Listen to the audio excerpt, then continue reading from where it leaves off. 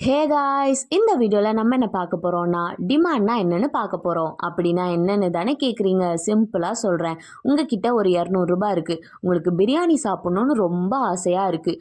அப்படியே நேராக பார்த்தா ஒரு பிரியாணி ஸ்டாலில் ஒரு பிரியாணி 120 ரூபாய் போட்டிருக்காங்க. ஆஹா, நம்ம நினச்ச பிரியாணி நம்மக்கிட்ட இருக்க அமௌண்ட்டுக்குள்ளேயே இருக்கேடான்னு ஓடி போய் பிரியாணி வாங்கி சாப்பிட்றீங்க. அவ்வளோதாங்க. இதுக்கு பேர் தாங்க டிமாண்ட். என்ன புரியலையா? டிமாண்டுன்றது ஒரு ப்ராடக்ட் அண்ட் சர்வீஸை வாங்குறதுக்கு நம்மக்கிட்ட ஆசை, தட் இஸ் டிசையர் இருக்கணும். ப்ளஸ் வாங்கக்கூடிய அளவுக்கு நம்மக்கிட்ட வசதி, தட் இஸ் எபிலிட்டி இருக்கணும். இந்த ரெண்டும் இருந்தால் தாங்க டிமாண்ட். டிமாண்டுன்றது மொத்தமாக எவ்வளோ பேர் நம்மளோட ப்ராடக்ட் அண்ட் சர்வீஸை வாங்குறதுக்கு ரெடியாக இருக்கிறாங்க அப்படின்றதுக்கு பேர் தான் டிமாண்ட். இதுவே ஒரு ப்ராடக்ட் அண்ட் சர்வீஸோட ப்ரைஸ் கம்மியாக இருந்துச்சுன்னா அதை வாங்குறதுக்கு டிமாண்ட் ஜாஸ்தியாகும். ப்ரைஸ் அதிகமாக இருந்துச்சுன்னா டிமாண்ட் கம்மியாயிடும். அவ்வளோதாங்க. இந்த வீடியோ உங்களுக்கு பிடிச்சிச்சுன்னா லைக் பண்ணுங்கள், ஷேர் பண்ணுங்கள், கமெண்ட் பண்ணுங்கள். இன்னும் இந்த மாதிரி நிறைய வீடியோஸ் வேணும்னா சப்ஸ்கிரைப் பண்ணிவிடுங்க. பாய்.